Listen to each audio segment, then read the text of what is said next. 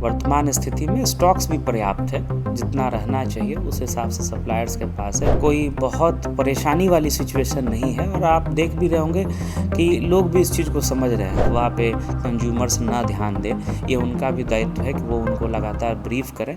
नमस्कार, आप live cities देख रहे हैं। मैं हूं आपके साथ काव्या। इजराइल और ईरान के बीच चल रहे युद्ध के बाद एलपीजी पर एक भारी संकट आ गया है और इस तमाम संकट के बीच एक तरफ जहां मंत्रालय की ओर से और सरकार की ओर से कमर्शियल गैस की सप्लाई पर जो है वो बैन लगा दिया गया, उसे बंद कर दिया गया है फिलहाल। लेकिन आपको बता दें तो घरेलू गैस जो है उसकी सप्लाई सुचारू रूप से हो रही है और इस बीच देश भर में एलपीजी का संकट जो है वो मंडरा रहा है। किस तरीके की तस्वीर आ रही है वो हम आपको लगातार लाइव सिटीज़ पे दिखा रहे हैं। चाहे वो गैस एजेंसी के बाहर घंटों लोग लाइन में खड़े हों, क्या कुछ कह रहे हैं, शादी ब्याह का मौका है और ऐसे में एलपीजी की आपूर्ति को लेकर जो है लोगों के अंदर काफ़ी संशय है। तो अलग अलग जिलों के जिला अधिकारियों के द्वारा भी इस पूरे मामले में बैठक बुलाई गई। हमने आपको कल पटना डीएम का आदेश भी सुनवाया था और साथ ही अब हम आपको मुजफ्फरपुर के जिला अधिकारी का वो बयान सुनाएंगे कि आखिर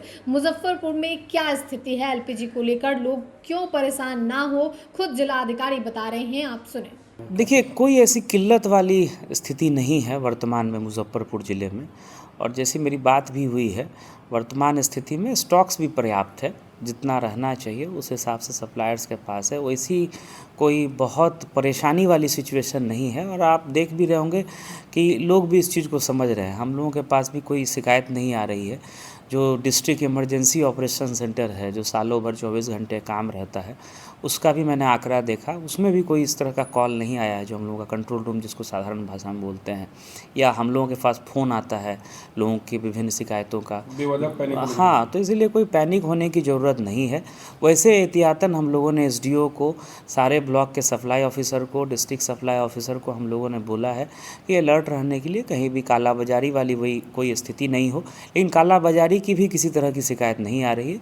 अगर कोई भविष्य में इस तरह की शिकायत आती है तो निश्चित हम लोग जो है इसमें कार्रवाई करेंगे और लोगों को किसी तरह की असुविधा नहीं हो, इसका हम लोग पूरा ख्याल रखेंगे। जो गैस के जो बोला है कि ब्लॉक सप्लाई ऑफिसर के माध्यम से और जो कंपनीज़ हैं, जो पीएसयूज़ हैं, उनके माध्यम से भी ये मैसेज स्पष्ट सभी डिस्ट्रीब्यूटर्स को दे दिया जाए कि किसी तरह का अनावश्यक कोई आर्टिफिशियल क्राइसिस क्रिएट ना होने दे, किसी तरह के अफवाह पे कंज्यूमर्स ना ध्यान दे।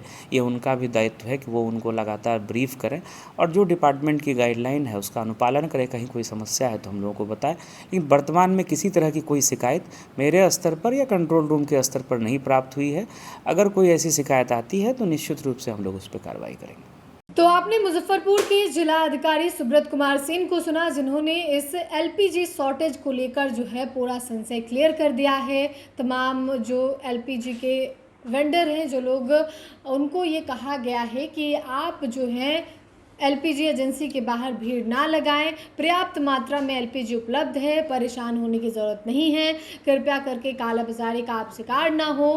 क्या पता आप अगर एलपीजी लेने की जल्दबाजी में औने पौने दाम में आप सिलेंडर ले रहे हैं तो ऐसे में आपको ही आर्थिक नुकसान हो सकता है। जिलाधिकारी ने वो तमाम संशय क्लियर कर दिया है कि आखिर अब क्या करना होगा, आने वाले दिनों में परेशान नहीं होना है।